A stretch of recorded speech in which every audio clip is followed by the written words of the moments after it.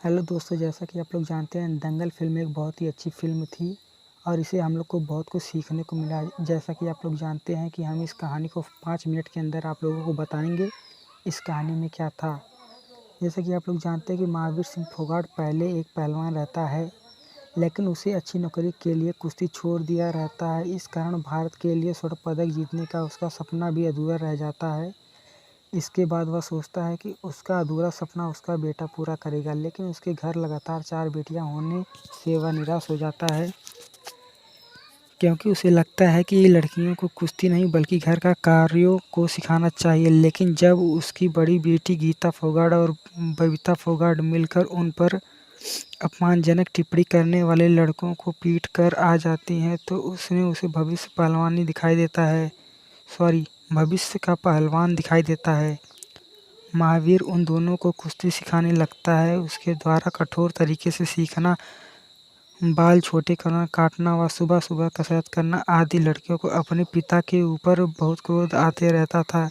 पर जल्द ही उन्हें यह एहसास हो जाता है कि उनके पिता उनके केवल गृहिणियों के रूप में जीवन बिताने के लिए नहीं बल्कि देश के लिए कुछ कर दिखाने के लिए यह सब कर रहे हैं।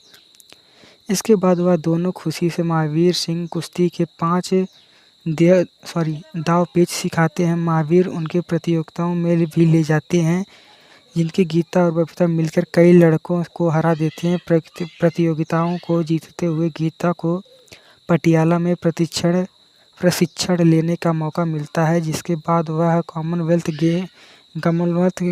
गेम में हिस्सा ले सकेंगी। गीता उस संस्था में जाने के बाद अपने दोस्तों के साथ मिलकर अनुशासन की उपेक्षा करने लगती है। वह हर समय टीवी देखती, सड़क पर मिलने वाले खाने लगती है और लंबे बाल रखती थी।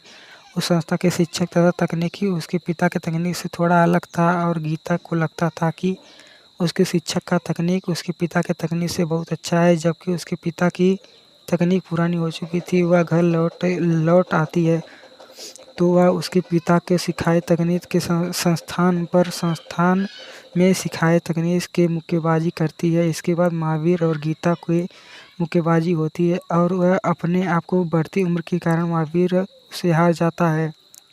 बबीता अपनी बहन गीता से कहती है कि वह अभी जिस स्थान पर है वह उसके पिता की तकनीक के कारण है और उसे पिता के तकनीकी को नहीं भूलना चाहिए। गीता की तरह बबीता भी उस संस्थान में चली जाती है। गीता लगातार हर मैच हारती रहती है, क्योंकि वह अपने पिता द्वारा सिखाई गई तकनीक या कुश्ती की पूरी तरह ध्यान नहीं दे रखती है। उसने अपने नाखून बढ़ा लिए थे और रंग भी लगा रहा होता है।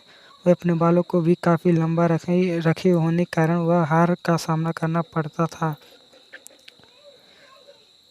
उसके बाद यह निर्णय किया गया कि दोनों संस्थाओं को रखा जाए और संस्था न आए उसे दोनों को कोई भी परीक्षण न दिया जाए। इसे बाद में महावीर गीता को पुरानी वीडियो को देखते हुए वह हार जाए रहती है और फ़ोन के द्वारा गीता को उसकी गलती के बारे में बताता है। कॉमनवेल्थ गेम खेल में गीता हिस्सा ले लेती है और महावीर उसके बीच कोच के निर्देश के विपरीत दर्शकों के साथ बैठ जाता है। गीता उसके कोच के सिखाए तरीकों से न लड़कर अपने पिता के सिखाए तकनीकों से लड़ती है। हर बार जीत जाती है और उसके कोच को महावीर से जलन होने लगती है और इस कारण वह महावीर को एक कमरे में बंद कर देता है। महावीर की अनुपस्थिति में भी गीता स्वर्ण पदक जीत जाती है और भारत की प्रथम महिला पहलवान बन जाती है, जिसे स्वर्ण पदक जीता। सही समय पर महावीर वहां से निकल आते हैं और समाचार मीडिया के सामने वह कोच अपना श्रेय नहीं ले पाता है। इसके बाद फिल्म का अंत होने से थोड़े पहले दिखाया जाता है कि बबीता भी कॉमनवेल्थ गेम 2014 में स्वर्ण पदक जीत जाती है और गीता पहली महिला पहलवान बनती है जो ओलंपिक में हिस्सा लेती है। तो इससे हमें यह सीख मिलती है कि छोरियां छोरों से कम नहीं हैं।